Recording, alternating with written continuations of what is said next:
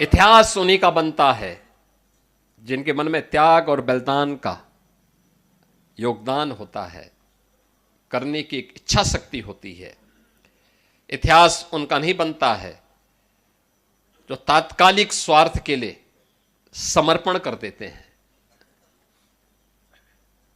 देश समर्पण से नहीं चलता है, देश तो त्याग और बलिदान से चलता है। भारत का इतिहास उसी त्याग और बलिदान का इतिहास है। और हम कह सकते हैं सिख गुरुओं की परंपरा केवल एक सामान्य परंपरा नहीं है, यह असाधारण है। एक विशिष्ट प्रयोजन के लिए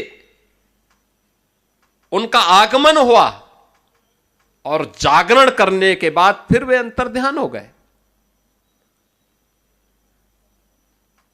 भगवान कृष्ण ने गीता में वैसे ही नहीं कहा कि यदा यदा य धर्मस्य ग्लानिर्भवति भारत, यानी ये वैसे ही नहीं कहा। उसके पीछे यही मर्म है, देश पर संकट आएगा, पहले शांति से गुरु नानक देव जी महाराज आएंगे, लोगों को उपदेश देंगे, सन्मार्ग पर चलने की प्रेरणा देंगे, लेकिन अपने लोगों को भी बोलेंगे कि हमारा कल्याण का मार्ग कैसे प्रशस्त होना है।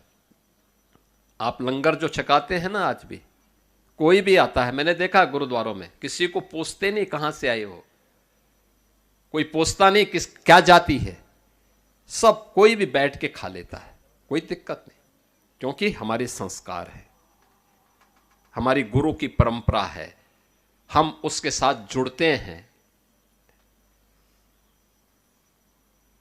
आज भी जिन पंच प्यारों को गुरु गोविंद सिंह जी महाराज ने खालसा पंथ की स्थापना के आधार बनाया था, वे भी सनातन धर्म की उन जातियों से थे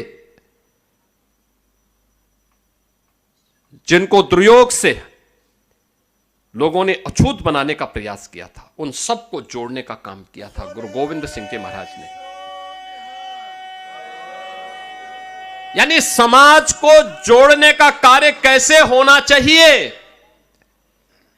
गुरु गोविंद सिंह जी महाराज ने उसको एकता के सूत्र में बांधने का काम किया था।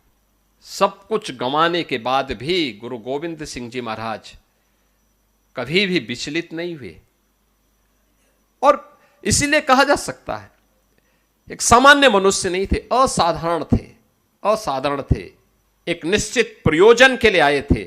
और याद करना, जब भी कोई महान पुरुष आता है, कोई दैवीय ऐसे गुणों से युक्त व्यक्तित्व हमारे सामने आता है, वह अपने उस प्रयोजन विशेष के लिए धैर्य नहीं खोलता, उसके लिए निरंतर प्रयास करता है। और यही तो प्रेरणा हम सब के लिए आज भी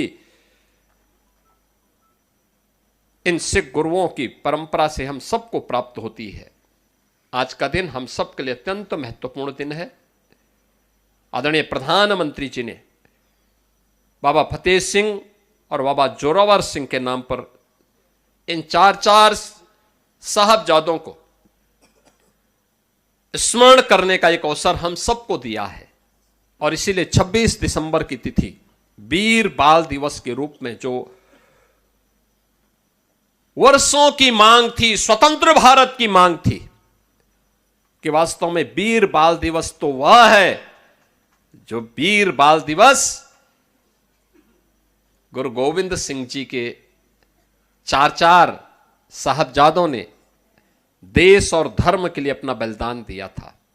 और उनमें भी 5 वर्ष और 7 वर्ष, दुनिया के इतिहास में इस प्रकार का बलिदान देखने को नहीं मिलता है जो यहां पर हम लोगों ने देखा है, जिसको हम स्मरण कर रहे हैं।